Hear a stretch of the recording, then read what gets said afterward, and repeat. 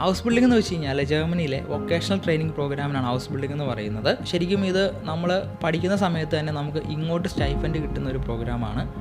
അതുപോലെ തന്നെ പ്രാക്ടിക്കലും ഉണ്ട് ഇതിൻ്റെ കൂട്ടത്തിൽ തന്നെ. കുട്ടികൾക്ക് വർക്ക് ചെയ്തുകൊണ്ട് തന്നെ പഠിക്കാനായിട്ട് പറ്റും. ഇതിനുള്ള എലിജിബിലിറ്റി ക്രൈറ്റീരിയാസ് എന്തൊക്കെയാണ്? എല്ലാവർക്കും ഈ ഹൗസ് ബിൽഡിങ്ങിന് വേണ്ടി പോകാൻ പറ്റും? എല്ലാവർക്കും ഹൗസ് ബിൽഡിങ്ങിന് പോകാനായിട്ട് പറ്റില്ല. ഇതിന് എലിജിബിലിറ്റി ക്രൈറ്റീരിയ ഉണ്ട്.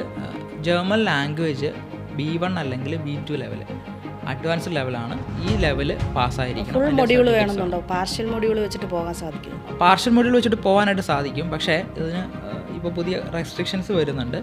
ഫുൾ മൊഡ്യൂളാണ് എംബസി പ്രിഫർ ചെയ്യുന്നത്. B1 അല്ലെങ്കിൽ B2 മൊഡ്യൂൾസാണ് പ്രിഫർ ചെയ്യുന്നത്. അതുപോലെ തന്നെ പാർഷ്യൽ മൊഡ്യൂൾ വെച്ചിട്ട് അപ്ലൈ ചെയ്യാമെന്നുണ്ടെങ്കിൽ എംപ്ലോയർ സൈഡിൽ നിന്നുള്ള അതിൻ്റെ ഡോക്യുമെൻറ്റ്സ്, സപ്പോർട്ടീവ് ഡോക്യുമെൻറ്റ്സ് ഒക്കെ നമുക്ക് ആവശ്യമാണ്. ഹൗസ് ബിൽഡിങ്ങിൽ ഏതൊക്കെ ട്രേഡ്സ് ആണുള്ളത്? ഹൗസ് ബിൽഡിംഗ് എന്ന് പറയുമ്പോൾ ആളുകളുടെ മനസ്സിൽ വരുന്നത് നേഴ്സിംഗ് മാത്രമാണ്. ശരിക്കും നേഴ്സിംഗ് മാത്രമല്ല, ധാരാളം ട്രേഡ്സ് അവൈലബിൾ ആണ്. നേഴ്സിംഗ് ഉണ്ട്, IT ഉണ്ട്, മെക്കട്രോണിക്സ് ഉണ്ട്, ഹോസ്പിറ്റാലിറ്റി ഉണ്ട്, ഹോട്ടൽ മാനേജ്മെൻറ്റ് ഉണ്ട്. അതുപോലെ തന്നെ 500-ലധികം ട്രേഡ്സ് അവൈലബിൾ ആണ്.